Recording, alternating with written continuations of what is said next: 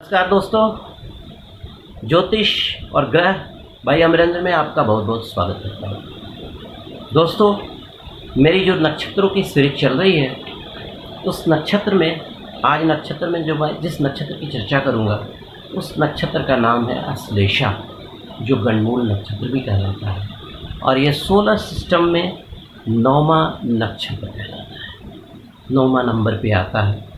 तो आइए मैं चर्चा करता हूँ कि अगर किन्हीं भी हमारे जो दोस्त लोग हैं, किन्हीं का भी जन्म अश्लेषा नक्षत्र में हुआ है, तो उनकी क्या विशेषताएं हो सकती हैं, किस तरह के रोग उनको परेशान कर सकते हैं, तो अपनी सावधानियां बरतें। और उनका कौन सा अंग किस तरह से रिप्रेजेंट करता है ये अश्लेषा नक्षत्र। देखिए, अश्लेषा नक्षत्र जो है उसका स्वामी, राशि स्वामी जो होता है वो चंद्रमा होता है, कर्क राशि होती है, कर्क राशि का स्वामी चंद्रमा होता है। लेकिन जो नक्षत्र हैं, नक्षत्र के जो राशि स्वामी हैं अश्लेषा के, वो बुध होते हैं। तो यहाँ पर देखिए कॉम्बिनेशन हो गया चंद्रमा और बुध का। इससे लास्ट वीडियो में मैंने आपसे चर्चा किया था पुष्य नक्षत्र का, जिसमें चंद्रमा और शनि का कॉम्बिनेशन था। यहाँ पर चंद्रमा और बुध का रिप्रेजेंटेशन हो रहा है, दोनों का कॉम्बिनेशन हो रहा है और दोनों होस्टाइल ग्रह है, दोनों में मित्रता नहीं है। तो अगर आपका जन्म अश्लेषा नक्षत्र में होता है, तो सबसे पहले तो अश्लेषा नक्षत्र में जन्म हुआ तो ये गणमूल नक्षत्र कहलाया। आपको गणमूल की पूजा करानी होगी। अश्लेषा नक्षत्र का जाप अवश्य करवा लेंगे, कम से कम 72,000, तभी आपको गणमूल नक्षत्र की शांति होगी।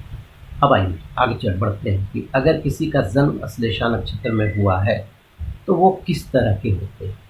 देखिए, अश्लेषा नक्षत्र जो होता है, हमारी जो जन्मपत्री है, ये 16 डिग्री 40 मिनट से लेकर 30 डिग्री तक होता है, यानी वो पूरा सर्कल को कवर करता है ये, ठीक है। और अगर आपका जन्म अश्लेषा नक्षत्र में हुआ है तो आपको, चूँकि चंद्रमा यहाँ पर है, फेफड़ा, इंटेस्टाइन, जो ट्रैचिया है, भोजन नली, उसको प्रभावित कर सकता है। आपका जो पित्ताशय है उसको प्रभावित कर सकता है।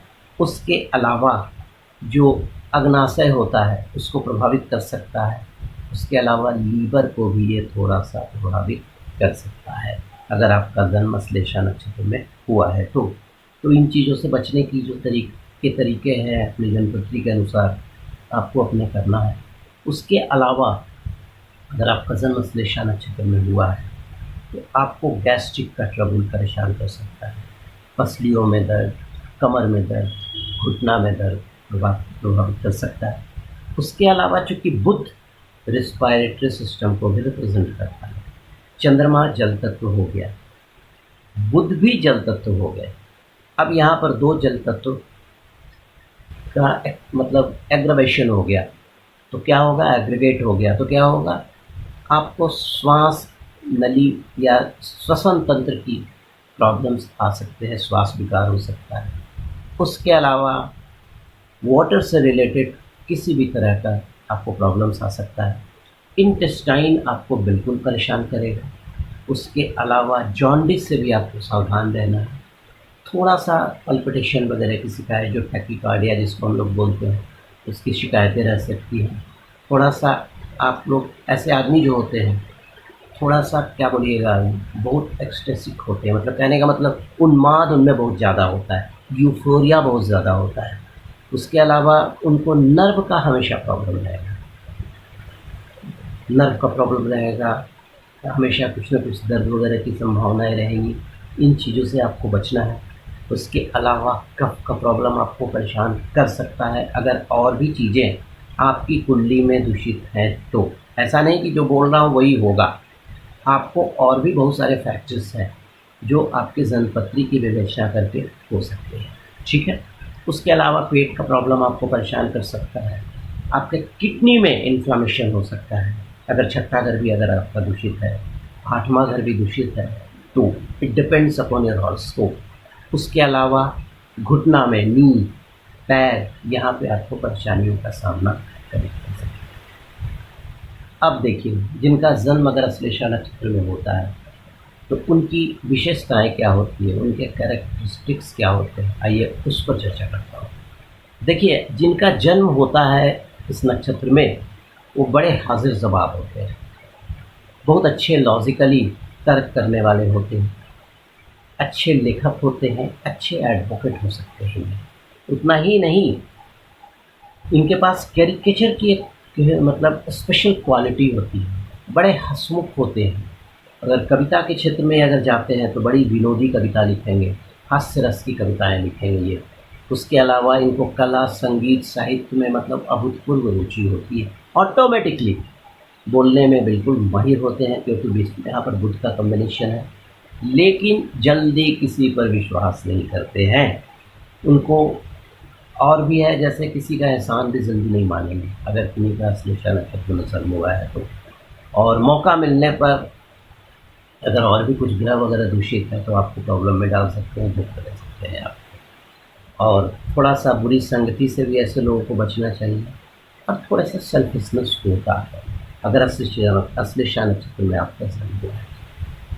अब अश्लेषा नक्षत्र में जिनका जन्म हुआ है तो वो व्यापार किस तरह करते हैं। देखिए, सबसे पहले व्यापार, अगर वो शेयर मार्केट का कुछ प्रोफेशन करते हैं, शेयर मार्केट का कोई काम करते हैं, उसमें सफलता मिलेगी।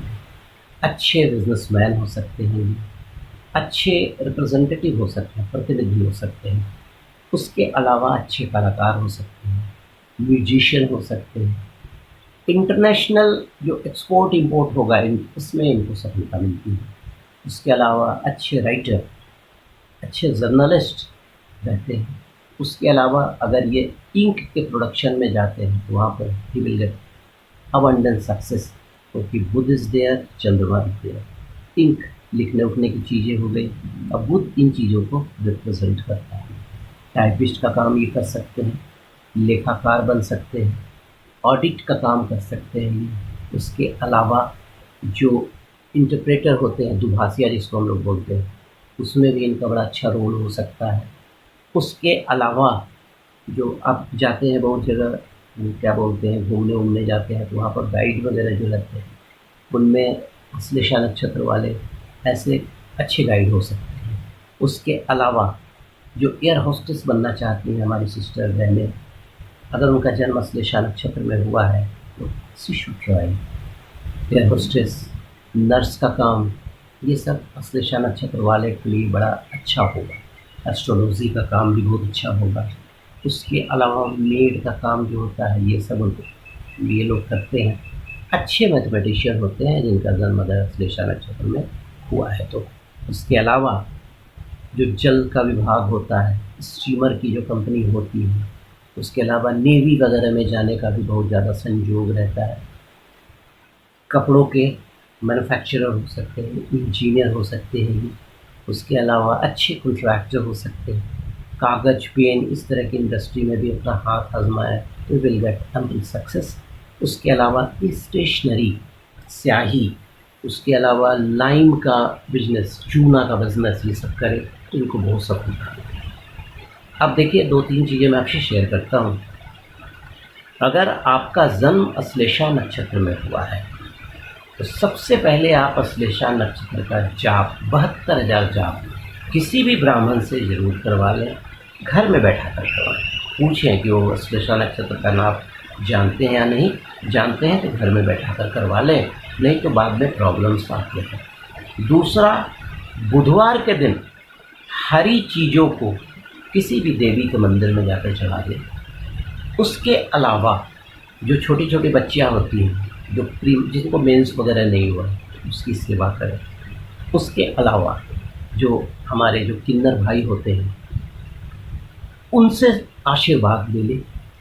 उसके अलावा शिव भगवान शिव को की आराधना करें और चिड़ियों